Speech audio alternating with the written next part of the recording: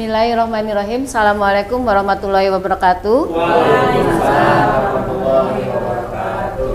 Ya, terima kasih kepada rekan-rekan guru semua yang telah berkenan untuk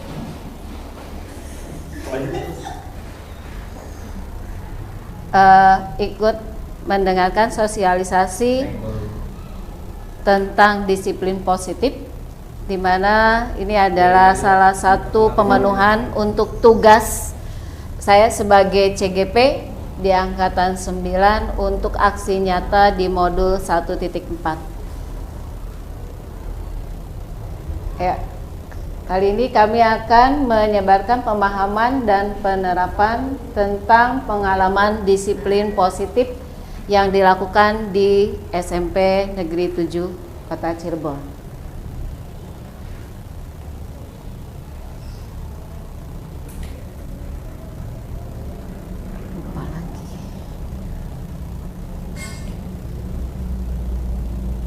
Kita akan saya akan lupa. Kenapa sih banyak sinyal?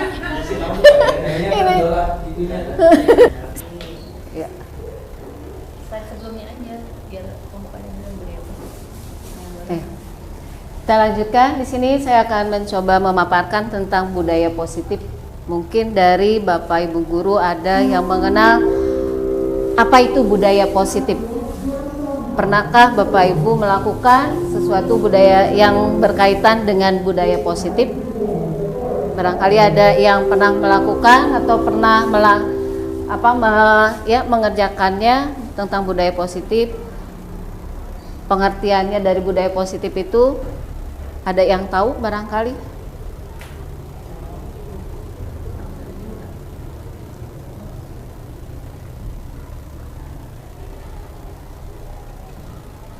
Ada? Ya?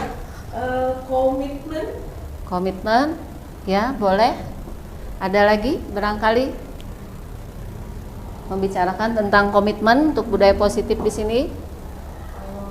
Menurut saya mungkin untuk peserta didik Ya. Tidak menghakimi jika anak melakukan kesalahan. Kita dengarkan dulu alasan anak apa. Ya. Jadi ada tahapan dalam menyelesaikan suatu permasalahan pada siswa ya. Di sini untuk budaya positif. Yang lain ada lagi ya? Kesepakatan oleh ya. Ada lagi? Cukup. Ya, tadi di situ untuk budaya positif dari Bapak Ibu merupakan ada kesepakatan, ada tadi keyakinan ya, ada komitmen dan ada ketika suatu masalah harus tahapan-tahapannya harus dilaksanakan.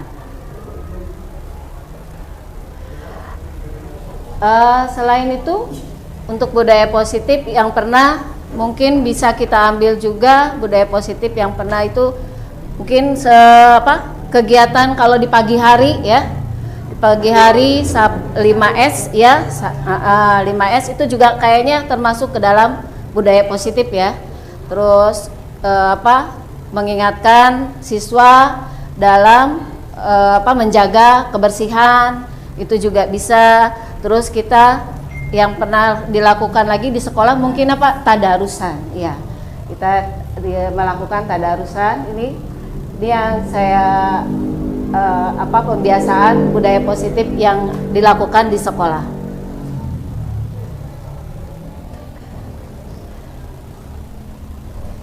Semua kegiatan penting untuk diterapkan di sekolah karena kita mengharapkan memiliki siswa yang berakhlak mulia, bertanggung jawab, beriman dan bertakwa, serta dapat menjaga lingkungan, menjaga kebersihan lingkungannya supaya tercipta kenyamanan dalam melaksanakan pembelajaran sesuai filosofi Ki Hajar Dewantara dan sesuai dengan profil pelajar Pancasila.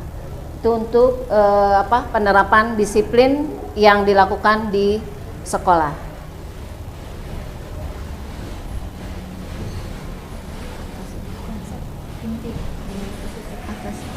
Ya, untuk budaya positif di sini kita mengambil ada pembaruan paradigma belajar, yang kedua ada disiplin positif, tiga ada ini konsep inti ya, konsep inti dari budaya positif. Ada pembaruan paradigma belajar, disiplin positif, nilai-nilai kebajikan, kebutuhan dasar manusia, motivasi perilaku manusia, ada posisi kontrol, ya, ada keyakinan kelas, dan yang terakhir ada segitiga restitusi. Dari 8 ini saya akan mencoba untuk menjelaskan perbagiannya. Semoga bisa nanti dipahami.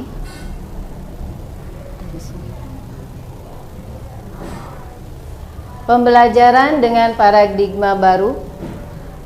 Sini pembelajaran paradigma baru dengan merupakan pembelajaran yang dirancang berdasarkan prinsip pembelajaran berdiferensiasi sehingga para peserta didik belajar sesuai kebutuhan berdasarkan tahapan perkembangan sesuai teori psikologi modern untuk mewujudkan profil pelajar Pancasila. Di mana ada profil pelajar Pancasila di sini yang pertama yaitu beriman, bertakwa kepada Tuhan dan berakhlak mulia. Yang kedua ada berkebinekaan global. Yang ketiga ada gotong royong. 4 kreatif, bernalar kritis dan mandiri. Itu untuk yang pertama. Di sini Dr. William dalam kontrol teori yang kemudian berkembang dan dinamakan dengan choice theory meluruskan beberapa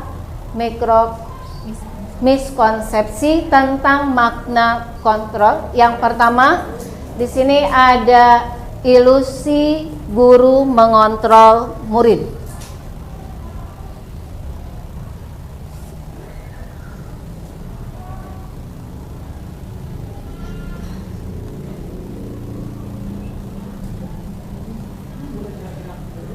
Di mana pada dasarnya kita tidak akan memaksa murid untuk melakukan segala sesuatu jika murid tersebut memilih untuk tidak melakukannya.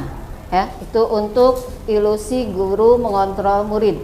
Yang kedua, ilusi bahwa semua penguatan positif, efektif dan bermanfaat. Di sini penguatan positif atau bujukan adalah bentuk-bentuk kontrol segala usaha untuk mempengaruhi murid agar mengulangi suatu perilaku tertentu. Dan yang ketiga, ilusi bahwa kritik dan membuat orang merasa bersalah dapat menguatkan karakter, yaitu menggunakan kritik dan rasa bersalah untuk mengontrol murid menuju pada identitas gagal. Yang keempat, ilusi bahwa orang dewasa memiliki hak untuk memaksa.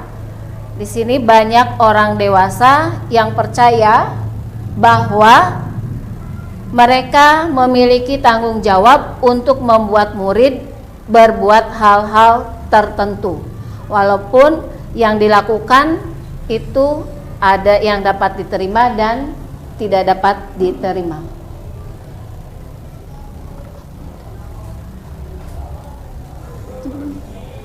Mengubah paradigma stimulus respon kepada pendekatan teori kontrol.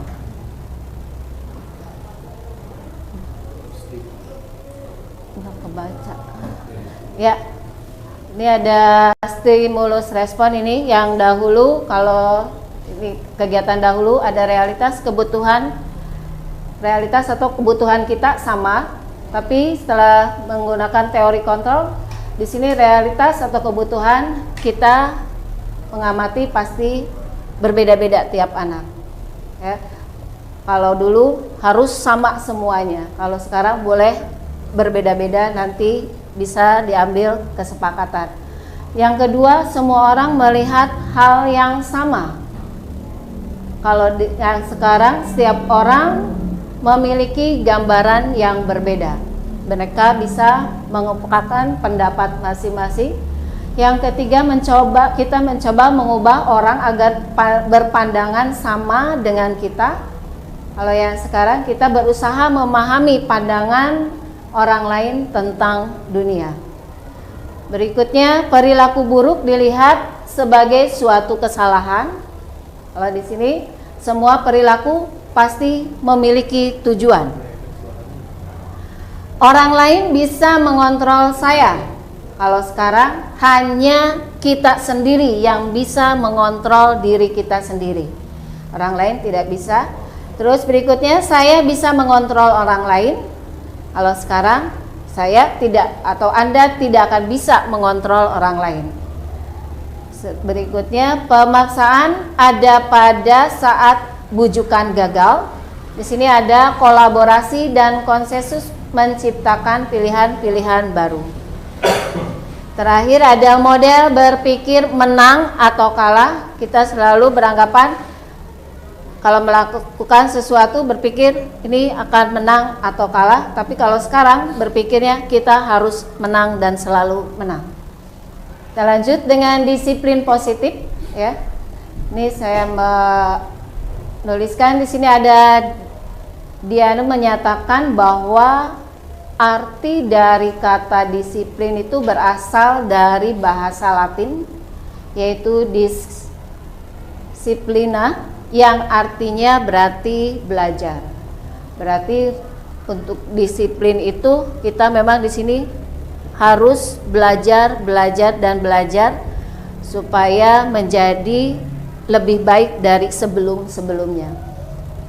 Berikutnya ada disiplin positif juga merupakan salah satu cara kita untuk mengontrol diri dan bagaimana menguasai diri untuk memilih tindakan yang mengacu pada nilai-nilai yang kita hargai. Selanjutnya, karena kita sebagai pendidik, maka tujuan kita yaitu dengan disiplin positif yang diciptakan, kita akan bertujuan menciptakan anak-anak yang memiliki disiplin diri sehingga mereka bisa berperilaku dengan mengacu pada nilai-nilai kebajikan universal dan memiliki motivasi intrinsik bukan ekstrinsik. Ya. Jadi tujuan disiplin positif di sini saya menuliskan menamakan menanamkan motivasi pada murid-murid, yaitu untuk menjadi orang yang mereka inginkan dan bisa menghargai diri sendiri dengan nilai-nilai yang mereka percaya. Ketika murid-murid kita memiliki motivasi tersebut, mereka telah memiliki motivasi intrinsik dan yang berdampak jangka panjang. Motivasi yang tidak akan terpengaruh pada adanya hukuman atau hadiah. Kebajikan karena mereka akan tetap berperilaku baik dan berdasarkan nilai-nilai kebajikan karena mereka ingin menjadi orang yang menjunjung tinggi nilai-nilai yang mereka hargai. Jadi untuk disiplin positif tidak selalu, kalau yang kita lihat itu kadang-kadang anak berdisiplin itu karena takut hukuman atau karena dapat penghargaan atau hadiah. Tapi kita berusaha untuk menerapkan disiplin ke anak itu mulai dari dirinya masing-masing. Ini ada nilai-nilai kebajikan. Nilai-nilai kebajikan di sini adalah sifat-sifat positif dari manusia yang merupakan tujuan mulia yang ingin dicapai setiap individu. Seperti yang telah dikemukakan oleh Dr. William, menyatakan bahwa setiap perbuatan memiliki suatu tujuan, dan selanjutnya di sini ada dari Diane, mengemukakan bahwa dengan mengaitkan nilai-nilai kebajikan yang diyakini seseorang, maka motivasi intrinsiknya akan terbangun, sehingga menggerakkan motivasi dari dalam untuk mencapai tujuan mulia yang diinginkan. Ini saya mengambil contoh dari nilai kebajikan institusi atau organisasi. Ini dari yang pertama ada dari profil Pancasila, yaitu kita tahu bahwa dalam profil Pancasila ada 6 bagian, yaitu beriman, bertakwa kepada Tuhan Yang Maha Esa, berakhlak mulia. Yang kedua ada mandiri, 3 ada bernalar kritis, ada berkebinekaan global, ada bergotong royong dan kreatif. Iya. Terus yang kedua dari Ibo Primary Year Program, di sini ada saya ngambil toleransi, karena sesama orang itu kita harus bertoleransi, harus mempunyai rasa hormat dan integritas. Kita juga berusaha untuk mandiri, saling menghargai, antusias, empati, keingintahuan, kreativitas, apa lagi? Kerjasama dan percaya diri dengan komitmen ya. Yang ketiga di sini ada keterampilan hidup, yaitu kita selalu berharap dapat dipercaya, lurus hati, kita dapat pendengar yang aktif, tidak merendahkan orang lain, memberikan yang terbaik dari diri. Kebutuhan dasar manusia. Ya, kita lanjut dengan kebutuhan dasar manusia. Kebutuhan dasar manusia merupakan unsur-unsur yang dibutuhkan oleh manusia dalam mempertahankan keseimbangan fisiologis maupun psikologis yang bertujuan untuk mempertahankan kehidupan dan kesehatan.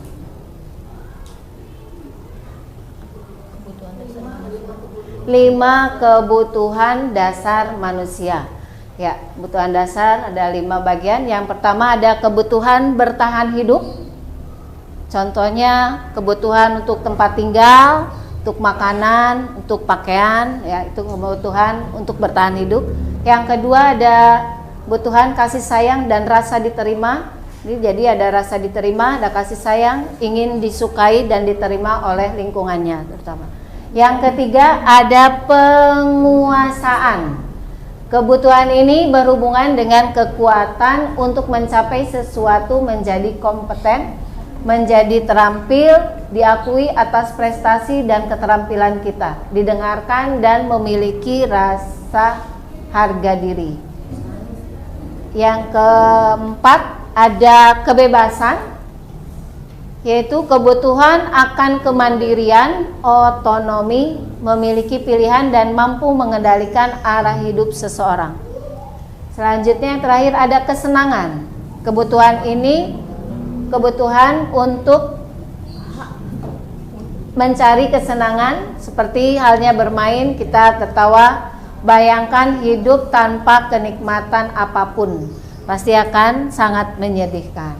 Ya, dilanjut. Motivasi perilaku manusia. Ini motivasi dari luar, ekstrinsik, yaitu kita untuk menghindari ketidaknyamanan atau hukuman. Ini motivasi yang dari luar. Yang kedua ada untuk mendapatkan imbalan atau penghargaan dari orang lain. Nah itu yang tadi dikatakan ada disiplin yang dilakukan karena adanya hukuman, takut hukuman atau pengen dapat imbalan atau penghargaan. Tapi kita berusaha untuk mempunyai motivasi intrinsik, yaitu untuk menjadi orang yang mereka inginkan dan bisa menghargai diri sendiri dengan nilai-nilai yang mereka percaya. Hukuman dan penghargaan. Hukuman di sini saya mengambil definisinya, kita bisa menyimpulkan bahwa hukuman bersifat tidak terencana atau tiba-tiba. Hukuman bersifat satu arah, dari pihak guru yang memberikan, dan guru hanya menerima suatu hukuman tanpa melalui suatu kesepakatan atau pengarahan dari pihak guru, baik sebelum atau sesudahnya. Hukuman yang diberikan bisa berupa fisik maupun psikis. Murid atau anak disakiti oleh suatu perbuatan atau kata-kata. Penghargaan di sini mengatakan bahwa penghargaan artinya adalah suatu hadiah atau imbalan yang diberikan ketika seorang anak melakukan suatu yang baik atau telah berhasil mencapai sebuah tahap perkembangan tertentu atau ketercapaiannya dari sebuah target. Hukuman, konsekuensi, dan restitusi. Di sini ada tindakan terhadap suatu pelanggaran pada umumnya berbentuk hukuman atau konsekuensi. Sekarang kita diperkenalkan program disiplin positif yang dinamakan dengan restitusi. Restitusi adalah proses menciptakan kondisi bagi murid untuk memperbaiki kesalahan mereka, sehingga mereka bisa kembali pada kelompok mereka dengan karakter yang lebih kuat dan baik tentunya. Restitusi juga merupakan proses kolaboratif yang mengajarkan murid untuk mencari solusi untuk masalah mereka dan membantu murid berpikir tentang orang seperti apa yang mereka inginkan dan bagaimana mereka harus memperlakukan orang lain.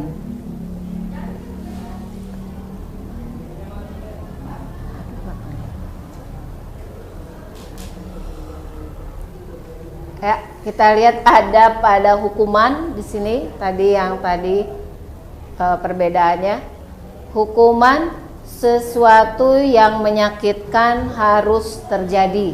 Biasanya kalau hukuman itu sesuatu yang menyakitkan, ya kalau diberi hukuman. Terus tidak nyaman untuk murid atau anak untuk jangka waktu yang panjang. Ketika diberikan hukuman, kadang-kadang anak nanti kalau kita selesainya 1 hari saat itu selesai, tapi yang diberi hukuman biasanya ngebekas, ya. Jadi akan efeknya untuk jangka yang panjang. Murid atau anak akan tersakiti pasti, ya. Tidak hanya murid, kita pun kalau kena hukuman pasti akan merasa tersakiti, ya. Konsekuensi, ya konsekuensinya seperti apa? Sesuatu harus terjadi. Yang kedua di sini, tidak nyaman untuk murid untuk jangka waktu yang pendek. Ini konsekuensinya. Sini murid atau anak dibuat tidak nyaman. Restitusi, ini yang sekarang. Restitusi merupakan pilihan. Yang kedua, menguatkan untuk murid dalam jangka waktu yang panjang. Yang ketiga, murid atau anak mendapat penguatan. Lanjut dengan 5 posisi kontrol guru. Di sini ada 5 posisi. Yang pertama sebagai penghukum, yang kedua sebagai pembuat merasa bersalah, yang ketiga sebagai teman, keempat sebagai pemantau, dan kelima sebagai manajer. Seperti apa? Kita lihat contoh penerapan dari 5 posisi kontrol guru. Ini sebuah kasus siswa tidak memakai atribut yang lengkap pada saat upacara bendera. Kalau sebagai penghukum, ada kemungkinan kalimat yang kita lontarkan adalah karena kita sebagai penghukum, anak itu kan berarti diberikan hukuman. Maka kita akan bilang hormat pada bendera selama 1 jam. Ya, berarti anak tersebut harus hormat pada bendera selama 1 jam. Yang kedua, kalau kita sebagai pembuat merasa bersalah, saya di sini mengambil kalimatnya, berapa kali bapak atau ibu harus memberitahu kamu, namun kamu selalu saja mengecewakan bapak atau ibu. Ini sebagai teman, posisi kontrol sebagai teman, ayo dong ikuti aturan sekolah, tolong bantu bapak atau ibu ya, sekali ini ya sudah tidak apa-apa, tapi lain kali jangan sampai berbuat seperti ini lagi. Atau kita sebagai pemantau. Di sini saya mengambil kamu sudah melanggar peraturan sekolah. Kamu tahu konsekuensinya? Setelah upacara, kamu beli atributnya ke koperasi dan jangan diulangi lagi. Atau kita sebagai manajer di sini, apakah kamu tahu kesalahanmu? Kira-kira bagaimana kamu memperbaiki kesalahanmu? Nah, dari kelima posisi kontrol ini, yang manakah yang mesti, yang harus kita kuasai, yang harus kita lakukan? Apakah kita sebagai penghukum? Apakah yang kedua sebagai pembuat merasa bersalah? Atau yang ketiga sebagai teman? Atau keempat sebagai pemantau? Ataukah kita menerapkan di bagian sebagai manajer? Ya.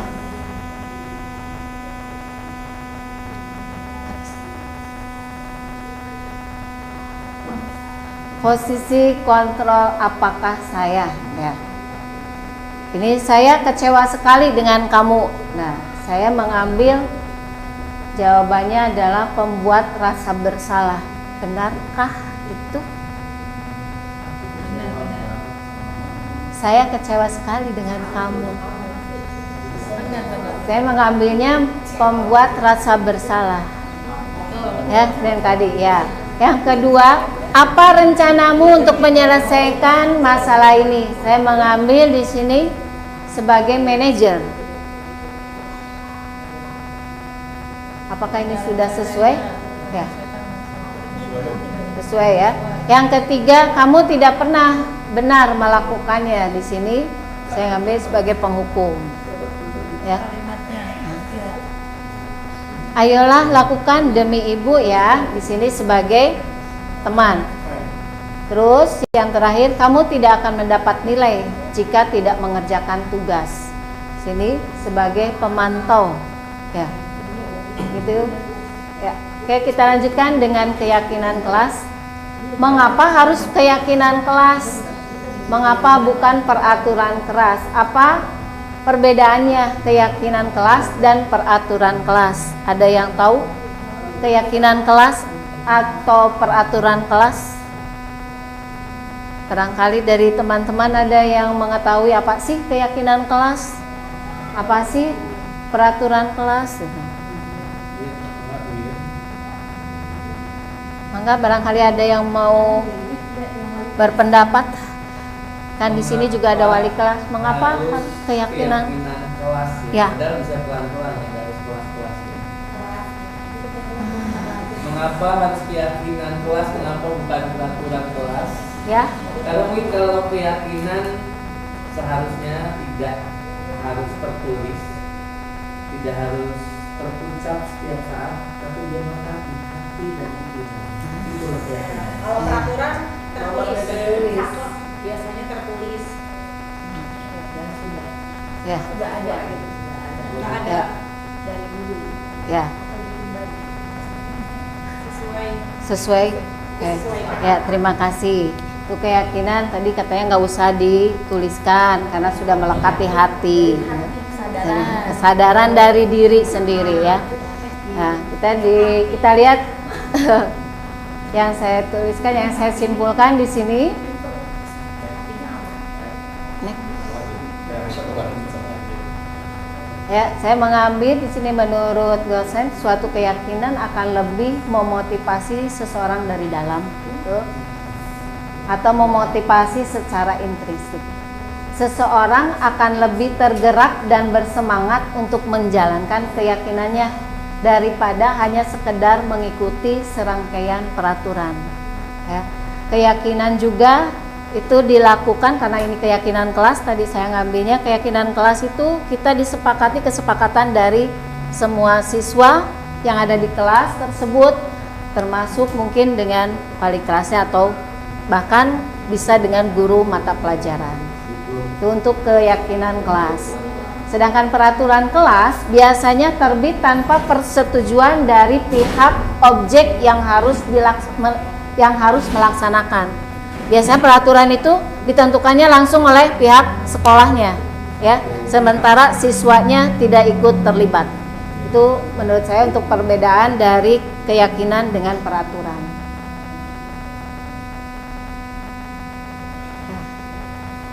Kita lanjutkan dengan pembentukan keyakinan kelas ya.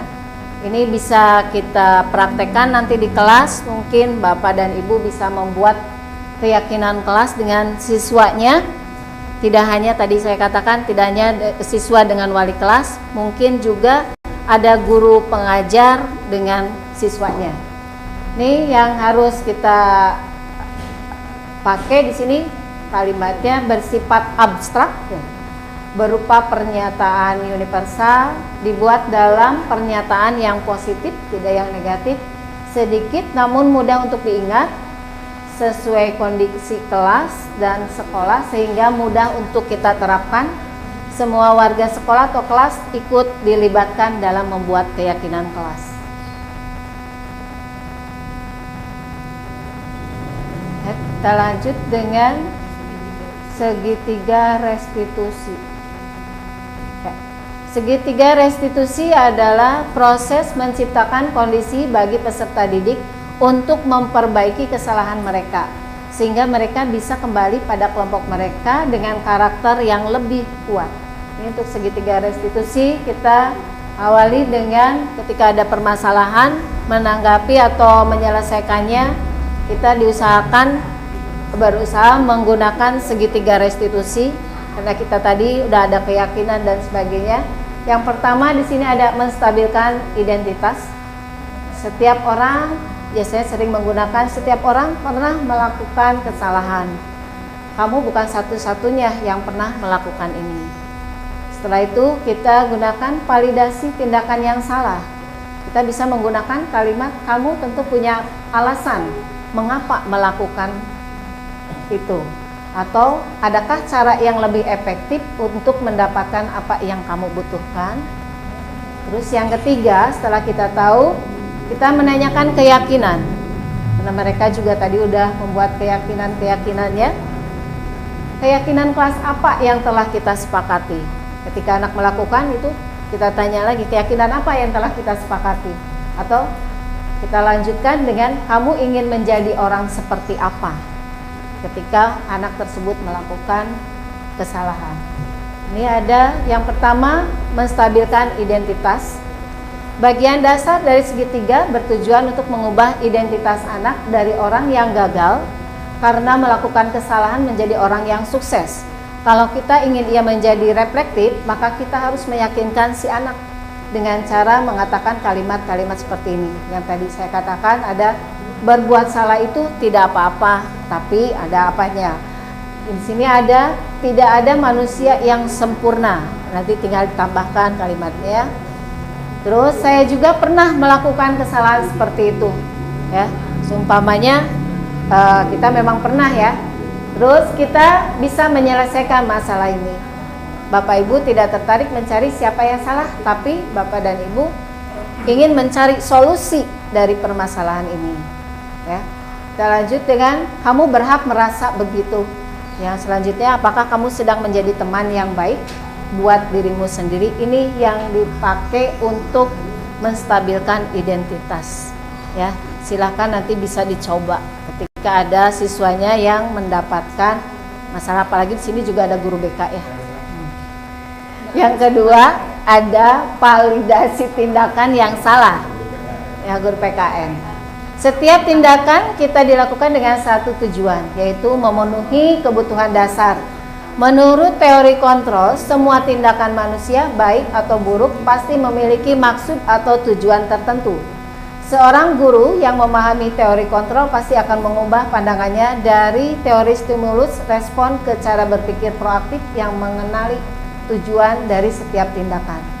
Kalimat yang bisa kita pakai di sini dengan nada tanpa menghakimi akan memvalidasi kebutuhan mereka. Nah, dengan nadanya tidak menghakimi.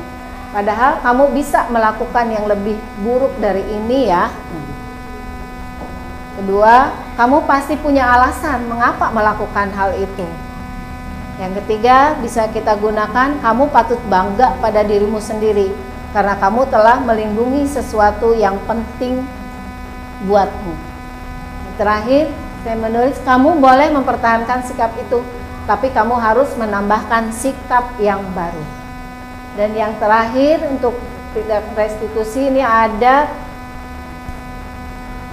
menanyakan keyakinan. Teori kontrol menyatakan bahwa kita pada dasarnya termotivasi secara internal. Pertanyaan yang menghubungkan keyakinan anak dengan keyakinan kelas. Apa yang kita percaya sebagai kelas? Sebagai keyakinan kelas. Apa nilai-nilai umum yang telah kita sepakati?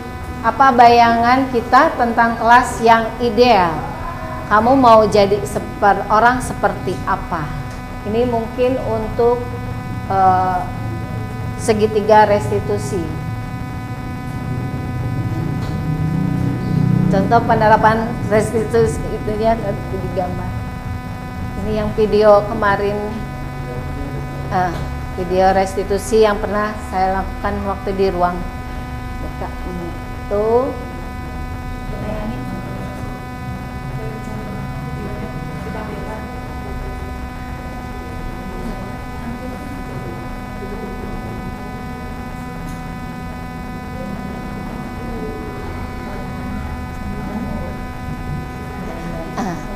Ya, gimana untuk penjelasannya?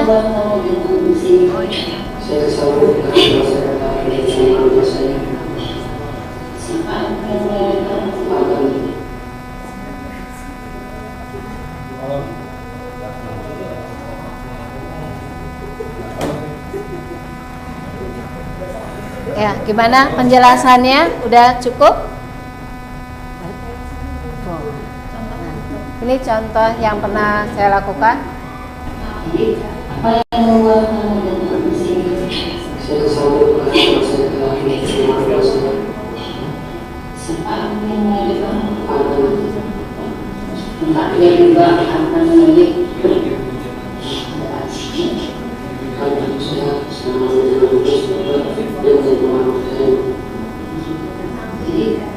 setelah dimakan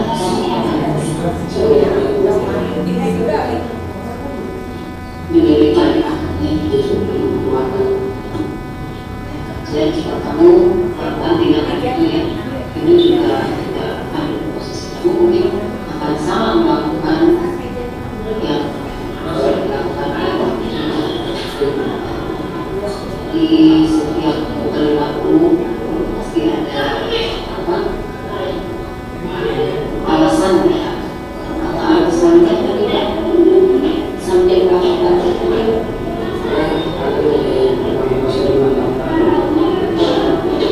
terus setelah kamu belajar kamu maka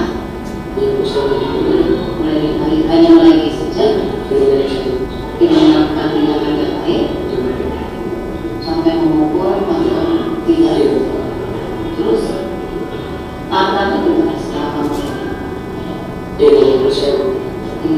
terus kamu membalas juga kayak kamu tidak benar tidak lu masih bisa mengontrol emosinya jadi ibu menghargai tindakan yang kamu lakukan kamu masih bisa mengontrol emosi kamu dan tidak sampai melakukan tindakan yang lebih besar karena coba memikirkan sikap kamu apakah sudah sesuai dengan diri saya tidak sesuai kenapa tidak sesuai saling mengejek kelas dengan skala sama menurut keyakinan kamu jadi ya keyakinan itu kan ada yang kamu mengatakan itu tadi mengejek kan nah menurutmu tindakan kamu dalam mengejek tadi itu penting atau bahas mengejek dengan itu penting atau tidak?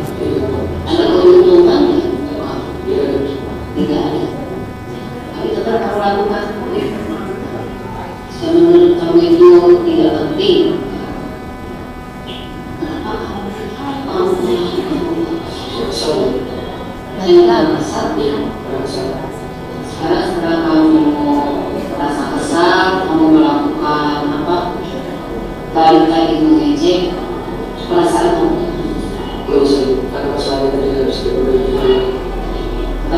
bagaimana tuntas?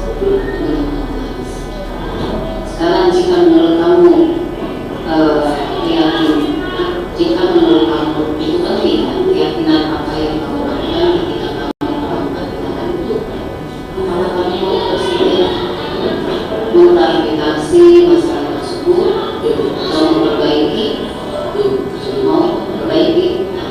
Silakan apa yang kamu lakukan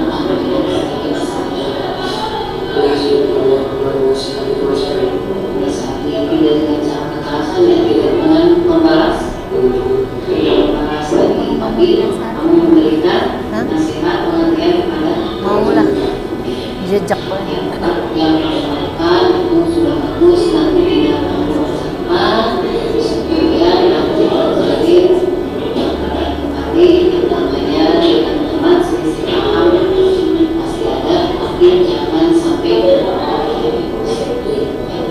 harus lebih dari tadi supaya kamu juga bisa kamu juga setelah kamu diskusi, setelah kamu ngobrol, tapi tetap jangan lupa harus saling memaafkan. Ya, oke. Itu aja mungkin dari Ibu. Semoga kamu bisa lebih baik.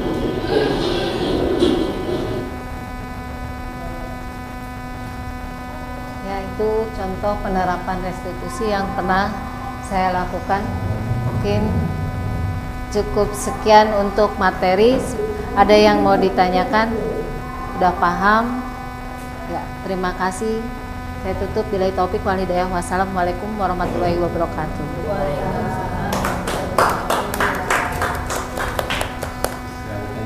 Nggak usah lah. Itu barangkali apa? Itunya ditambahin lah itu. Itu udah ditutup tah? Itu apa? Refleksi. Assalamualaikum warahmatullahi wabarakatuh. Waalaikumsalam warahmatullahi wabarakatuh. Gimana kabarnya anak-anak? Baik. Sehat? Sehat. Pada pertemuan kali ini Ibu akan mencoba mengajak kalian untuk membuat keyakinan kelas. Ya. Sebelumnya Ibu mau nanya, apakah kalian sudah mengenal dengan keyakinan kelas? Ya, ada yang sudah, ada yang belum ya. Yang belum, apa sih keyakinan kelas? Yang sudah tahu tadi, siapa tadi yang sudah tahu? Coba dijelaskan apa keyakinan kelas menurutmu?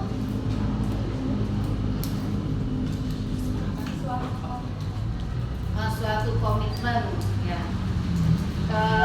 Jawabannya tadi adalah suatu komitmen bersama ya tentunya ya.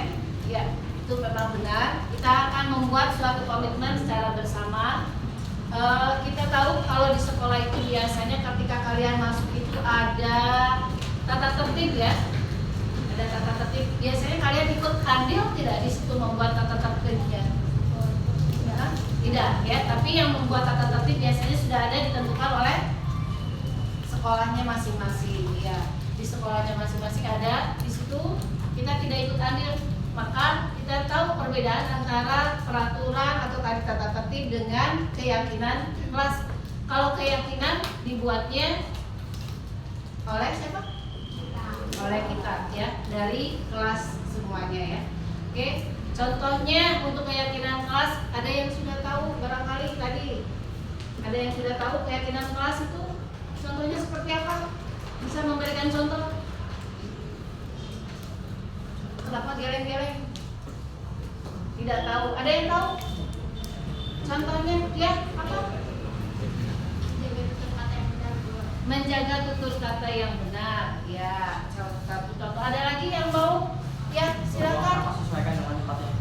Apa? Membuang sampah sesuaikan dengan tempatnya. Membuang sampah sesuai dengan tempatnya atau membuang sampah pada sampah sesuai dengan tempatnya. Oke, bisa kita ambil, tapi harus disepakati oleh semuanya ya. Mempersingkat waktu, Ibu akan coba dari kalian membuat kesepakatan kelas, membuat kesepakatan bersama ya tentang keyakinan kelas ya. Awas, tapi kalimatnya tidak dalam artian dilarang membuang sampah, gitu. Apalagi dengan tempatnya. Gitu ya. Wah, dilarang, ada aturannya ya. Jadi tidak boleh menggunakan kata negatif. Oke, Ibu bagikan kertasnya, tolong kalian isi. Nanti kalau sudah diisi, boleh kalian tempelkan di depan.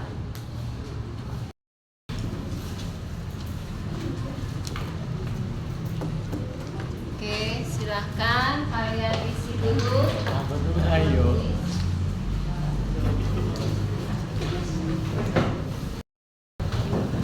Kecil lagi apa? Orang sampai aneh weh.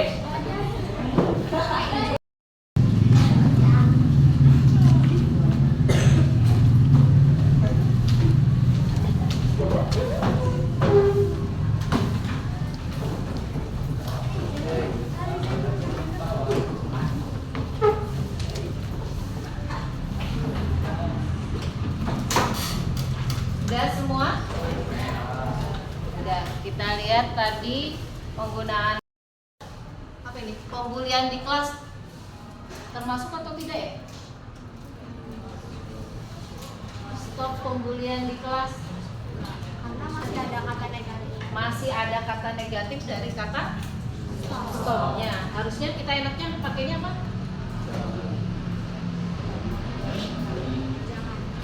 Jangan kan negatif juga. Pakai kata jangan. Apa ya? Ada? Menjaga apa?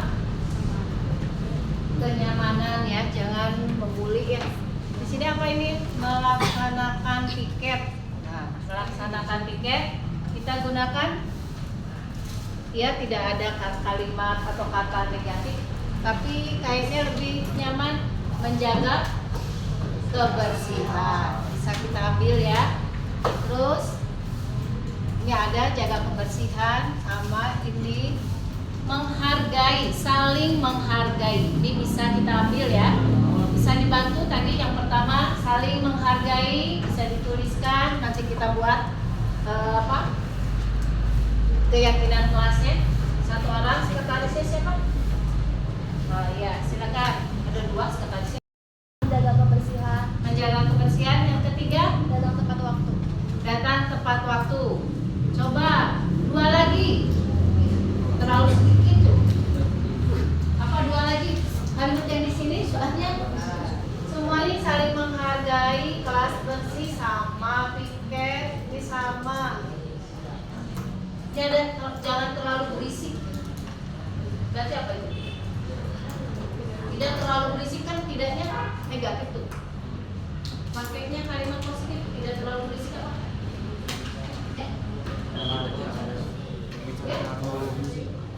Mulut dikunci. Apa pakainya enaknya apa?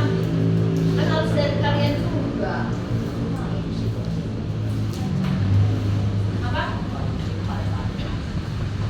Kondusif pada saat di kelas. Tambahkan kondusif pada saat di kelas. Satu lagi, ya, Jaga tutur kata. menjaga tutur kata atau